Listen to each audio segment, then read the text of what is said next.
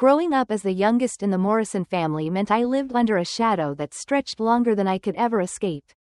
My brother Jake was the golden child, the center of every family gathering, the one whose mediocrity was painted as brilliance. When Jake scraped by with C's in high school, our parents celebrated with balloons, cake, and a rented hall filled with relatives. 3 years later, when I graduated valedictorian with honors that took years of sleepless nights to earn, all I got was a distracted, "Congratulations," before the conversation shifted back to Jake's latest job prospects. That was the Morrison way. His smallest steps were treated as triumphs, while my milestones barely earned acknowledgement. It wasn't just the big achievements either. Jake could come home with stories about fumbling through temporary jobs or barely scraping rent together, and my parents would nod proudly, saying he was finding his way. Meanwhile, when I saved carefully, worked long hours, and built something tangible, I was called too serious or not living enough. They framed his instability as adventurous, my stability as suffocating. The favoritism wasn't even subtle, it was woven into the fabric of how the family functioned. At birthdays, at dinners, at holidays, Jake was the centerpiece. I was the quiet shadow in the background, tolerated but rarely celebrated. The weight of that bias only grew heavier as I became an adult. When I was 25, after years of sacrificing vacations, skipping new clothes, and taking every overtime shift the government office offered, I finally saved enough for the down payment on a modest 2-bedroom house in a quiet neighborhood. It wasn't luxurious, but it was mine. The moment I held the keys in my hand, I felt something I had never felt before: independence, security, pride. I dialed my parents immediately, desperate to share the joy. "You bought a house?" Mom's voice had carried more suspicion than excitement. "Are you sure you can afford the payments?" "It's a good investment," I said, forcing cheer into my voice. "Investment?" Jake's laughter rang out in the background. "She can barely afford car insurance. This is going to end badly." Dad took the phone then, his tone firm but dismissive. "Honey, maybe you should have talked to us first. Houses are a big responsibility. What if something breaks? What if you lose your job?" The call ended with my excitement deflating like a punctured balloon. The very thing that had made me feel like an adult in control of her own destiny was painted as reckless, childish, and doomed to failure. That house became more than a structure, it became my sanctuary against their doubts. I cared for every corner, mowed the lawn every weekend, repainted the walls myself, and built a life that was quiet but wholly mine. But every family gathering chipped away at the joy. Someone would inevitably joke about my mortgage chains, or how I was tied down to a depreciating asset. Jake loved to announce that smart people rent. Flexibility is everything, then toast himself for bouncing between apartments like it was a grand strategy. The room would laugh, and I would smile tightly, swallowing the sting. The hypocrisy was almost unbearable. Jake was constantly in trouble with rent, moving from one apartment to the next, often asking our parents for loans to cover his security deposits. Yet, his instability was framed as freedom, while my hard-won stability was mocked as foolish. It was an absurd double standard. And no matter how much I achieved, I couldn't shake the image they'd assigned me, the invisible little sister destined to fail. Then came the summer that changed everything. I was offered a temporary overseas assignment with the government. Officially, the role was described to my family as administrative oversight. But in truth, I was working in financial crimes, tracing complex webs of money laundering that crossed borders and touched dangerous organizations.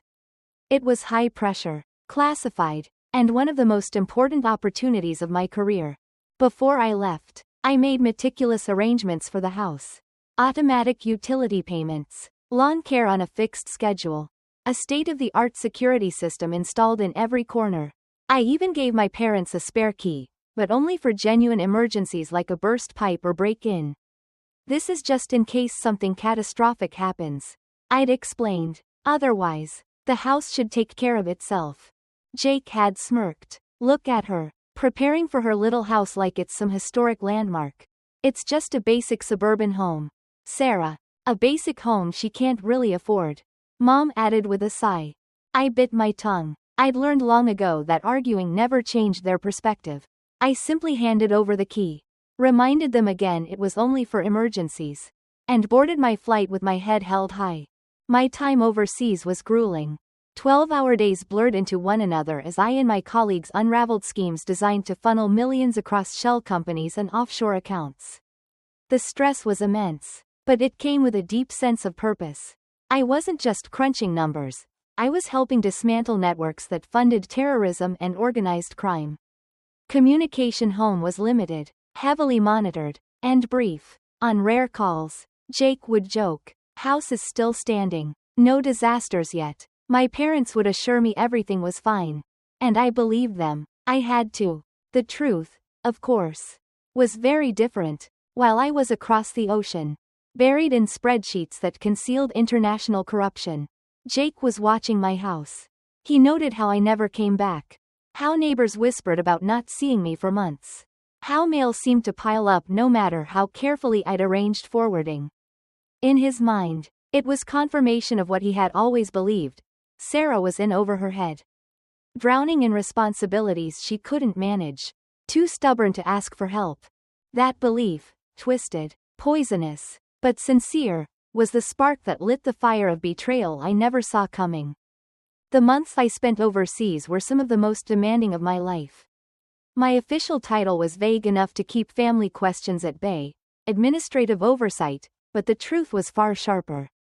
I was part of a multinational task force tracking the arteries of dirty money that pulsed through Eastern Europe. Every day, I sifted through encrypted accounts, offshore havens, and seemingly legitimate businesses that masked something sinister. The stakes were never small. A missed detail could mean millions flowing to the wrong hands. Financing weapons or fueling networks no one wanted to acknowledge aloud. The work consumed me, body and mind, and I clung to it because for the first time in my life, I was seen as capable, essential, irreplaceable. Back home, though, the narrative was starkly different. My family's phone calls were casual and short, almost perfunctory. "Everything's fine, Sarah. House is still standing," Jake would say with a chuckle, as though mocking the idea that my little suburban two-bedroom was something worth protecting. Mom's voice was airy, distracted. "Don't worry about us. Focus on your job." Jake checks in sometimes, and nothing's wrong. I wanted to believe them. I had to believe them. My mission left no room for paranoia. But Jake had been watching. His pattern of checking in on me wasn't born of brotherly concern.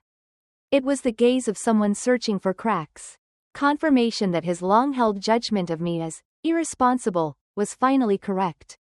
From his perspective, my absence meant abandonment. The grass, though trimmed by the service I had hired, looked imperfect to him, not lush enough. Mail, though forwarded, sometimes left stray flyers in the box, evidence. He told himself that I wasn't handling things. He spun these scraps of ordinary life into a narrative. Sarah had bitten off more than she could chew. And her precious house was proof of her downfall. What Jake didn't know, or refused to see, was that I had planned everything with precision. My finances were airtight. Automatic mortgage payments clicked through like clockwork. I had 3 separate savings accounts earmarked for emergencies. I was thriving in a career that demanded the kind of competence he had always mocked me for. But Jake never saw me as competent.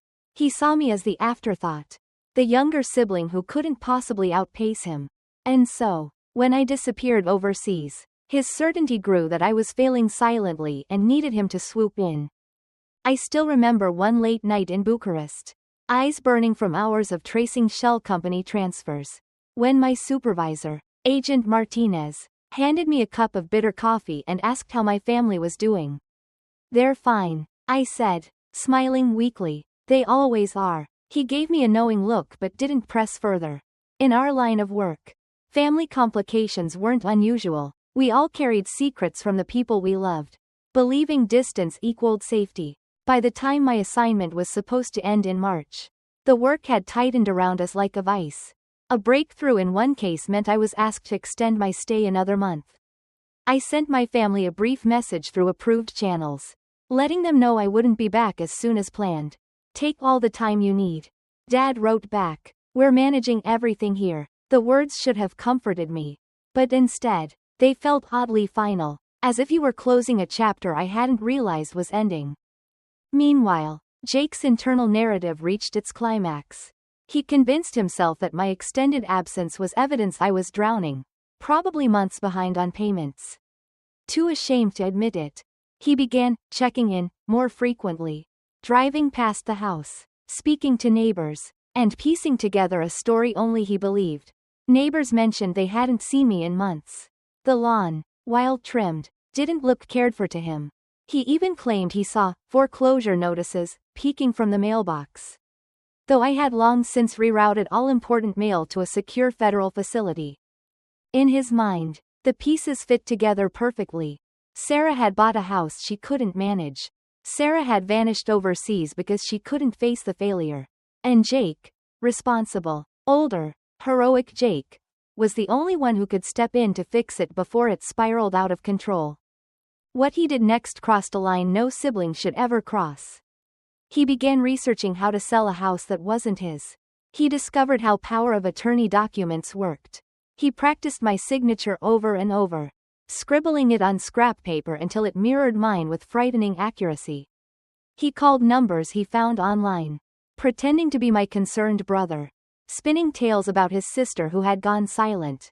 To his surprise, some people gave him more information than they ever should have, tiny cracks in systems that trusted too easily.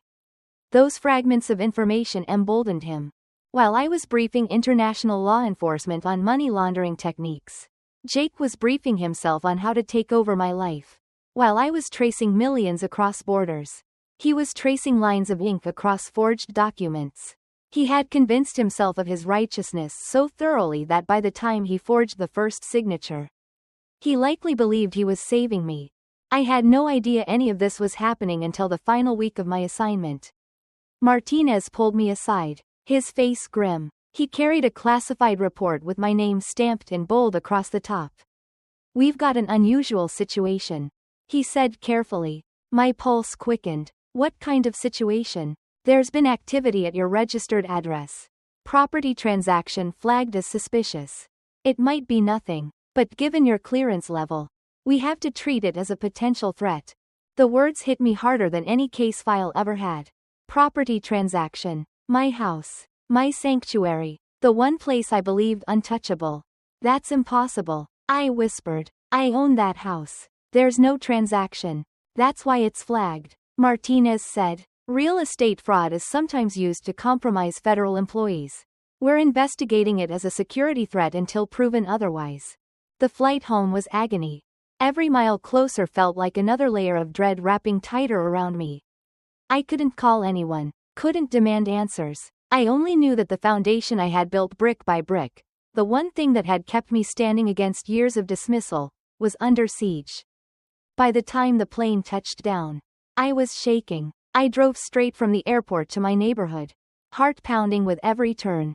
And then I saw it, the sold sign staked into my front lawn like a gravestone. My key no longer fit the lock, and hanging from the doorknob was a lockbox with a realtor's logo. My sanctuary was gone. The sight of that sold sign hit me like a physical blow. It wasn't just a real estate transaction marker, it was a declaration that my sanctuary, the one place I had carved out as truly mine, had been stolen while I was thousands of miles away.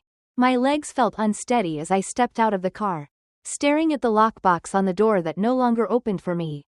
The familiar white siding of the house looked unchanged, almost indifferent, but everything about it screamed betrayal. Hands trembling, I dialed the number plastered on the real estate sign. It rang twice before a cheerful female voice answered. "Morrison Property Services. How can I help you?" "This is Sarah Morrison," I said, my voice shaking but sharp. "Someone has placed a sold sign on my house, and I need to know what's happening." There was a pause, the sound of shuffling papers.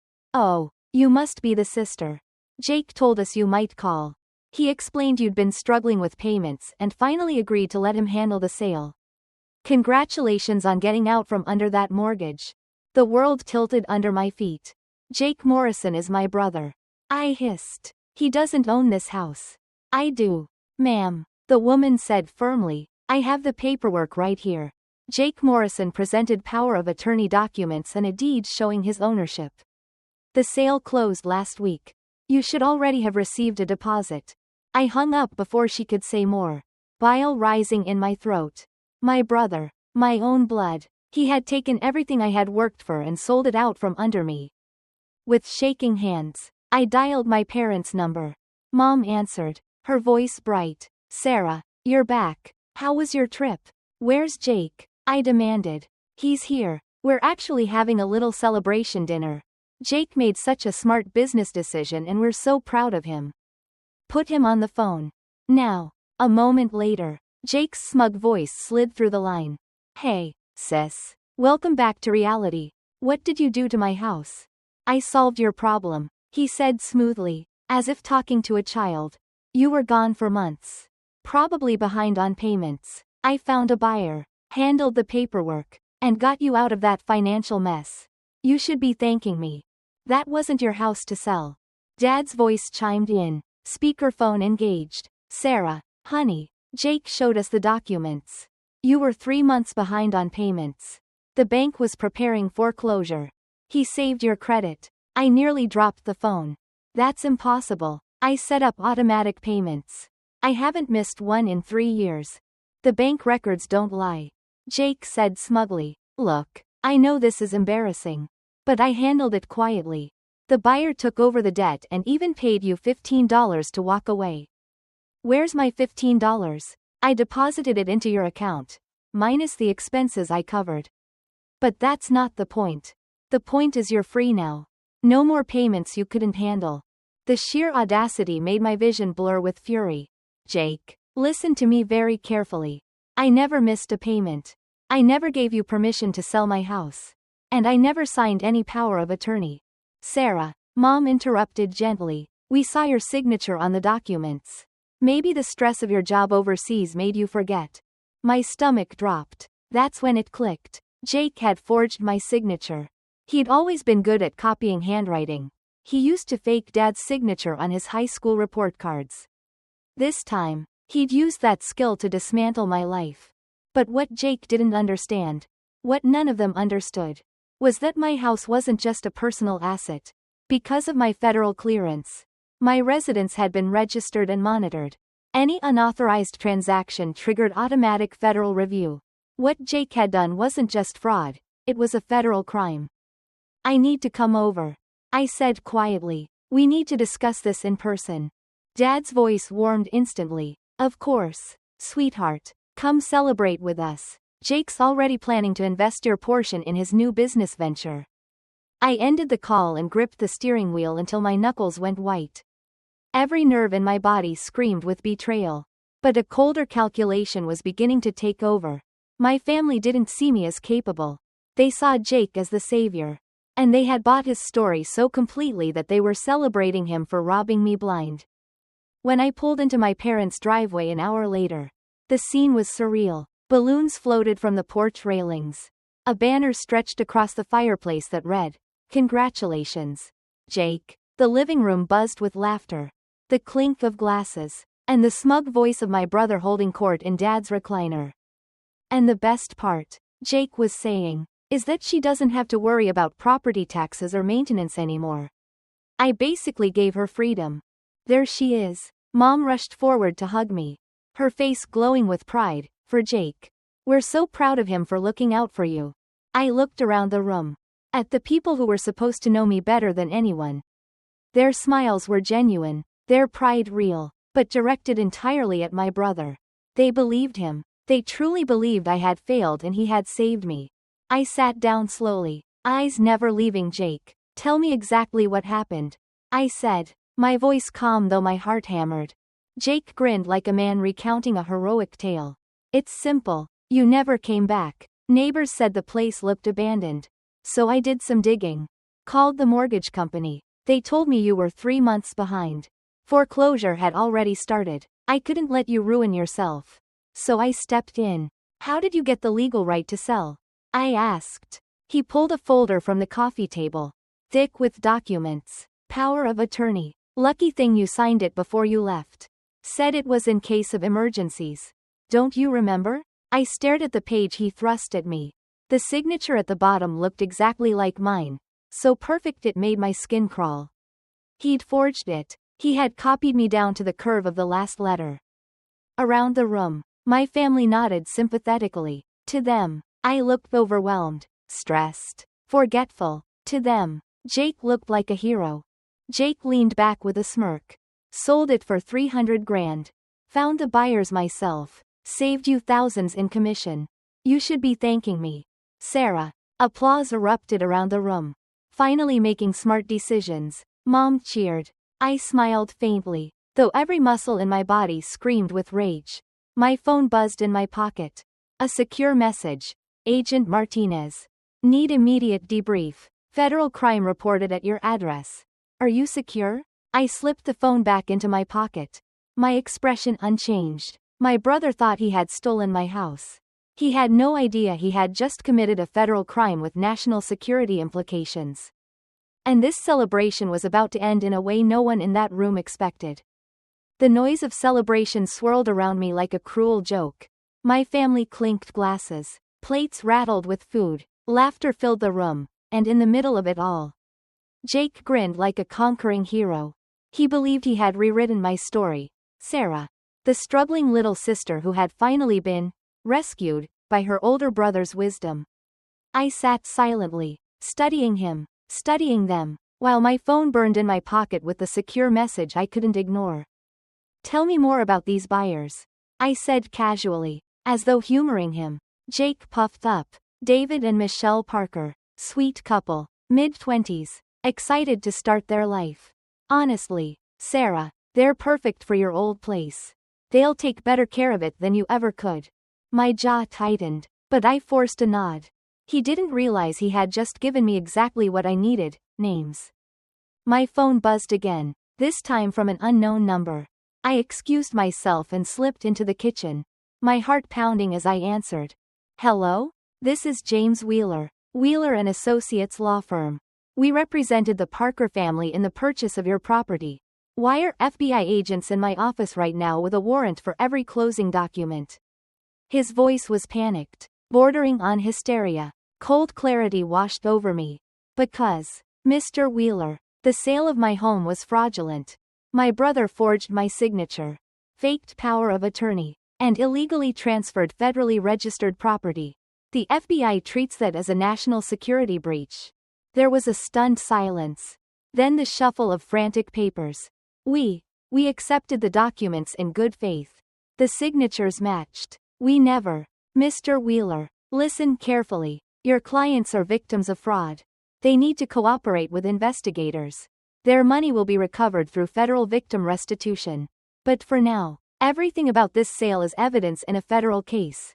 Behind him, I heard shouting. The rising panic of voices realizing their involvement had crossed from incompetence into criminal liability. Oh God, Wheeler whispered. They're asking about wire fraud and identity theft. We never verified the power of attorney. We just trusted. That trust cost you your reputation, I said flatly, and hung up. I stepped back into the living room, masking my fury under a veneer of calm. Jake was still in full performance mode, waving papers in front of my parents like a professor giving a lecture. And you see, by cutting out the real estate agent, I saved thousands. Smart business moves, right? Honestly, I should start a consulting service. Who was that on the phone? Mom asked brightly when she noticed me. The buyer's lawyer, I replied smoothly. He had a lot to say. Jake's eyes lit up with interest. Everything okay? No hiccups with the closing, I hope? I sat down across from him, holding his gaze. Jake, I need you to understand something very important. My house wasn't just a house. Because of my job and clearance, it was registered with federal authorities. Any unauthorized transaction triggers immediate investigation. Right now, the FBI is confiscating every document related to this sale. The room went silent. The party atmosphere evaporated. Dad frowned. That's ridiculous. Jake was helping you out of a bad situation. There's no crime in that. There was no bad situation, I said evenly. I never missed a payment. I never signed power of attorney. And I never gave permission for anyone to sell my house. Jake laughed nervously. Come on, Sarah, don't be dramatic. It's just a suburban house. No, Jake, I said quietly, leaning forward. It's evidence. And every forged page in that folder you're holding is about to land you in prison. His smile faltered. The bank confirmed you were behind. Which bank? I pressed. Did you actually speak to my mortgage company? Or did you call a random number you found online? He blinked, color draining from his face. I called a number. They told me. They told you what you wanted to hear. I finished. And you ran with it. Just like you always do. You built an entire fraud on assumptions and arrogance. My parents shifted uncomfortably, glancing between us. Mom's voice wavered. But the signature. We saw it. It looked like yours. Jake shoved the document toward me again. My name curled across the bottom in familiar loops and slants. To anyone else, it was perfect. To me, it was too perfect. Every letter identical to past signatures. No natural variation. Forged by someone who'd practiced endlessly. Jake, I said softly, you've always been good at copying. Remember high school? Those report cards you signed for yourself? This is the same. Only now, it's not a prank. It's a felony. He swallowed hard, his bravado crumbling as sweat gathered on his forehead. I was helping you. You were helping yourself. I snapped. You couldn't stand the idea that I was succeeding. You convinced yourself I was failing because it fit the story you've always told yourself. That I'm the weak one. And instead of asking me, instead of trusting me, you stole from me, from your own sister. The room was thick with silence. The kind that made every breath sound too loud. My parents looked shaken, caught between disbelief and dawning horror.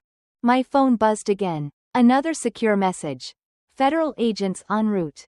10 minutes. Keep subject in place. I looked back at Jake, who was frantically flipping through his folder of papers, as though somewhere in the forged documents he might find salvation. His face was pale, his swagger gone. Jake, I said carefully, you need to sit down. Because the FBI is on their way. And when they arrive, there won't be balloons or congratulations. There will be handcuffs. For a long, unbearable moment, no one in the living room spoke. The congratulatory banner sagged slightly above the fireplace. Balloons bobbing in the air conditioning draft as if mocking the silence. My parents stared at me like I had just spoken a foreign language. Their proud smiles collapsing into confusion and fear. Jake clutched his folder of documents, eyes darting across the room, searching for an escape route that no longer existed. Sarah, Mom finally said, her voice trembling. This is some kind of misunderstanding. Jake was trying to help you. He thought you were in trouble. I shook my head slowly. Mom, intention doesn't erase crime. He forged my signature. He stole my identity. He sold federal property that was under active monitoring. That's not help. That's fraud. Jake slammed the folder shut, as if the sound alone could reassert control. You're blowing this out of proportion. It's a house. Sarah, a house. You act like I sold the Pentagon. You might as well have. I shot back. That house was flagged in federal databases because of my clearance. Any unauthorized sale is treated as a national security breach. This isn't about family squabbles anymore, Jake. It's about wire fraud, identity theft, and the illegal transfer of monitored property. Those carry years in federal prison. The words seemed to echo around the room, bouncing off walls decorated with streamers meant to celebrate his so-called success. My father rubbed his temples. This can't be right. Jake showed us the paperwork. The bank confirmed she was behind. He was fixing things. The bank didn't confirm anything. I interrupted. Jake called a number he found online. Probably a scam or a misdial. And built an entire crime out of it. And those foreclosure notices he claims he saw? Impossible. All my mail was rerouted. He fabricated those too. Dad looked at Jake sharply. Is that true? Jake's face flushed crimson. Maybe I misunderstood. But I was only trying to. To what? I snapped. Prove I was incompetent? Reinforce the family story that I couldn't handle responsibility? You didn't ask me once. Jake. Not once. You saw what you wanted to see. And you forged the rest. My phone buzzed in my pocket again. This time, The message was curt. Agents arriving. Hold position. And then, as if on cue, the sound of car doors slamming outside cut through the air. Every head turned toward the window, where the glow of headlights lit up the driveway. Dark SUVs lined the curb, their presence heavy and undeniable. Jake stood abruptly, panic breaking through his bravado. "What did you do?" he demanded. "What did I do?" I rose to my feet, meeting his wide, terrified eyes. "You did this, Jake. You forged my name. You sold what wasn't yours. You dragged an entire family into fraud and brought federal agents to our doorstep." The knock on the door was firm, unyielding. "FBI, open up," my mother gasped, pressing a hand to her chest. My father looked like the ground had fallen away beneath him. Jake froze, the color draining from his face. For the first time in his life, he realized that his actions had consequences he couldn't charm or lie his way out of.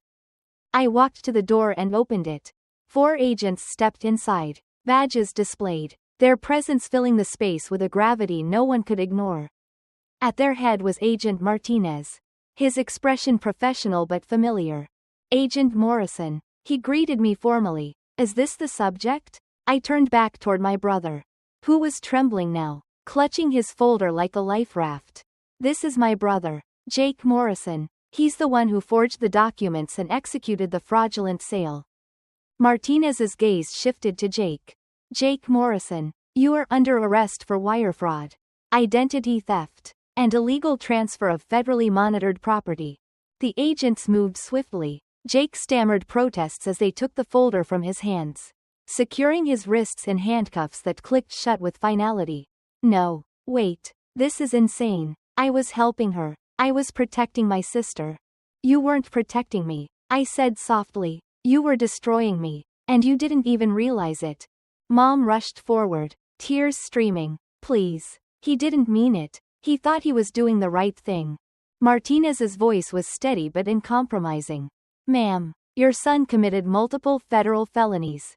Intentions don't erase forged documents and stolen identities. He will have his day in court. But tonight, he comes with us." As the agents guided Jake toward the door, he looked back at me with desperation in his eyes.